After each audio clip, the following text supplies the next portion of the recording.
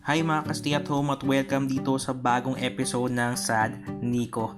Bago ang lahat, gusto ko muna magpasalamat dahil meron na po tayong 3,000 subs. Maraming salamat po sa inyong suporta. Anyway, dahil may mga friends akong OFW at nagtatanong din kung paano mag-invest sa stock market at syempre natanong din nila kung paano mag-open ng account. Currently, BPI Trade po ang gamit natin.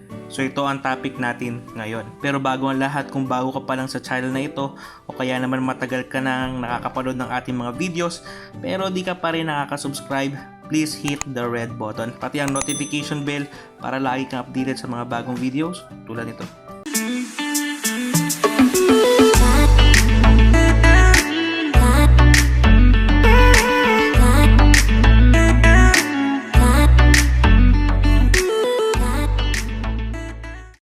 Welcome back mga ka-stay at home at ngayon kung mapapansin nyo, pag kinlik nyo sa website nila yung open an account, nire-require nila na meron na kayong savings account either sa family or sa BPI Island.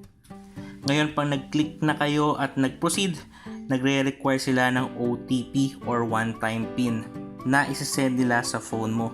I think ito yung number na niregister mo nung nag-open ka ng savings account. Paano ka nga masesenda ng OTP? Wala ka nga sa Pinas.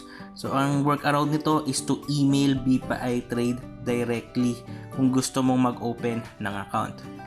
You can email them at bpitrade@bpi.com.ph.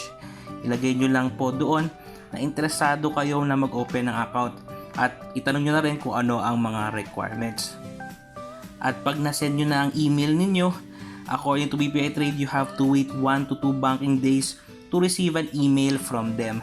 Naka-attach na doon yung mga documents na kailangan yung fill upan at pirmahan. So need nyo po ng printer para dito. Sa pagkakaalam ko, kasama na dyan yung FATCA form, data privacy form, etc. After nyo ma-fill upan lahat ng documents, scan nyo po or pwede rin picturean, just as long na readable naman po. At pagkatapos nito, i-attach nyo ulit sa email nyo sa BPI Trade.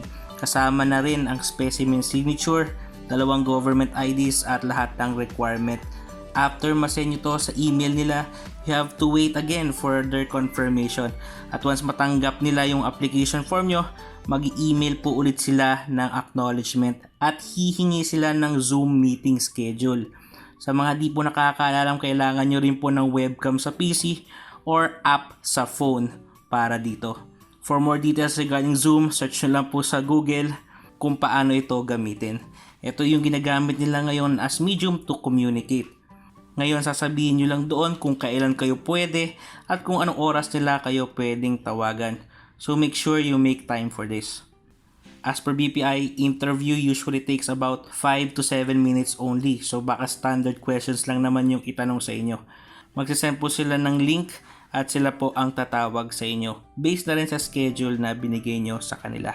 Once matapos po yung meeting after several banking days, mag-email po sila ulit regarding sa status ng application nyo. Usually it will take around 7 banking days due to volume of application as per BPI Trade. If ever wala pa rin kayong matanggap after several banking days, feel free to follow up po sa kanila via email regarding your application. So ganoon lang po ang account opening for OFWs. Hopefully makatulong po ito sa inyo, lalo na sa mga nagbabalak pumasok sa mundo ng stock market. Kung nagustuhan niyo po ito, please click the like button at pwede nyo rin po ito i-share sa mga OFW na kakilala nyo. Please also don't forget to subscribe to our channel. Again, I am Nico. This is SAD NICO. God bless. Stay safe. Peace.